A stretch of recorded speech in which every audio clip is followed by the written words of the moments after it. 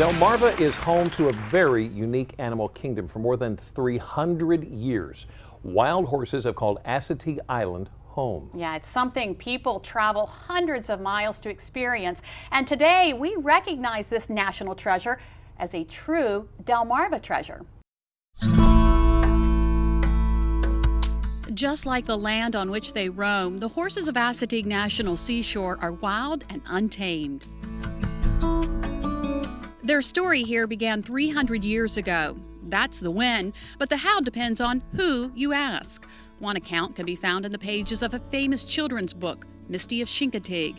It tells of local folklore of a shipwreck that forced the horses to swim to safety along the shore. The Misty story of the Spanish galleon that wrecked, and we don't have any hard evidence that tells us that that's the case. Liz Davis is the Assistant Chief of Interpretation and Education. She says there is evidence that the horses originated inland of the barrier island. We do have records, land records from back 1600s that tell us that local farmers and landowners would put their livestock out on barrier islands and marsh islands because as the populations of those livestock grew larger, they would get into the crops and cause a lot of damage. So taxes were imposed, so they were forced to fence their livestock. So to avoid paying those taxes and building those fences, they would put livestock out on the barrier islands. So the island became their natural corral. Over time, the horses adapted to the island and they evolved into what we see today. We see that in their smaller stature. Of course, the food supply is really kind of poor in nutrition,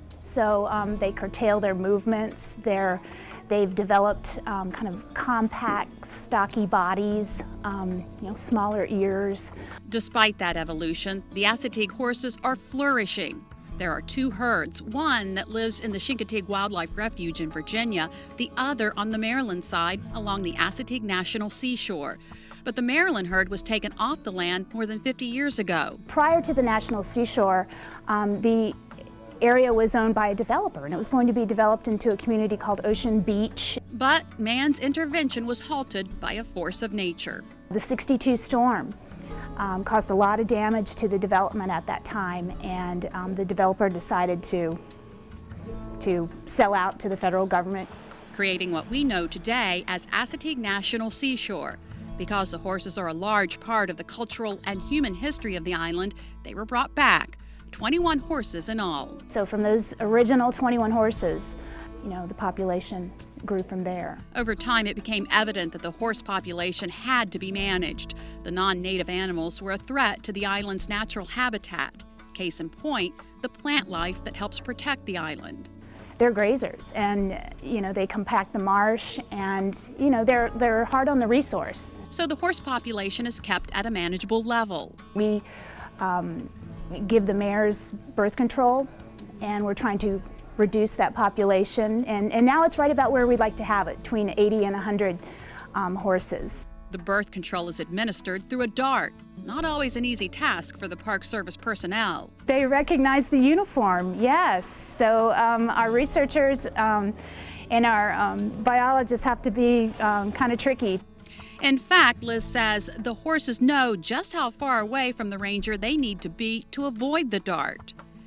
Mares are vaccinated at 2, 3, and 4 years old. Then they're allowed to foal.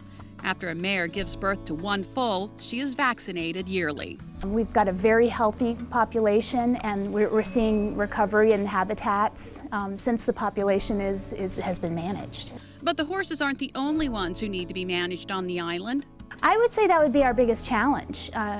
Horses and people together. Obviously, the horses are a huge draw for people to the island. And the horses know people mean food. They know a car coming down the road. If they step in front, stop the car, the windows might come down and they might get a handout. That mutual admiration can cause harm to both the horse and the human. Horses have been unintentionally hit by cars, and people have unfortunately been bitten or kicked by the horses. They're not necessarily tame. They're habituated, they're very used to people, but So they've associated humans with a potential handout. That's where the Pony Patrol comes in. Then we have a very strong volunteer group in the park, our Pony Patrol, that helps to help with those dangerous human-horse interactions. Keeping the horses and the humans separated is also vital to the survival of the herd, as the horses need to stay wild and self-sufficient, or at least not dependent on humans. They do need each other. The horses live in social bands, and it's typically one stallion with anywhere from maybe 2 to 10 mares and their offspring. And then the young stallions, they'll get booted out of the band usually around 2 years old. And they will try to gather their own mares as they get, as they grow older. Creating a circle of life and a strong connection to the wild that we can witness firsthand. They are a true treasure. They belong to the American people. They are so special, and especially because they're wild. And we have an opportunity to see domestic horses so many different places, but where do you get to see an intact wild horse population? But always at a safe distance. Liz says visitors can learn a lot from the horses, like when the biting flies and mosquitoes are bad on the island. She says the horses head out to the beaches to get away from the insects that tend to hover around the vegetation surrounding the marshes. By the way, we often refer to the Assateague horses as ponies, but Liz says they are actually horses. People mistakenly call them ponies because of their short stature. And of course, we would like to thank the National Park Service for providing a good bit of the video, that beautiful video. Gorgeous. For our segment. Beautiful animals. And I got to admit, I'm one of those guys that's made the mistake. Yeah? I've said ponies. They're horses. They're horses. Well, one thing that you cannot mistake is the smile on Mom's face when you give her a beautiful bouquet of flowers this Mother's Day. We're going to learn how you can figure out what is best for your mom. And you have the flowers. What about the food? A little later, we're in the kitchen taking care of that too. Maybe you want to serve your mom breakfast. Well, here's Rachel Ray with another handy how-to tip. Here's poached eggs 101. Add a little bit of distilled white vinegar to help the white coagulate quicker. Whisk in one direction to create a little whirlpool. Crack your egg into a ramekin for a gentler transfer and in case you drop any shell in. Drop the egg in and let it poach for 3 to 4 minutes.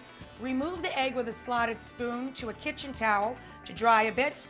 Or if you want to hold them for a while, instead of transferring it to the serving plate, put it in an ice water bath and you can do a ton of them way ahead.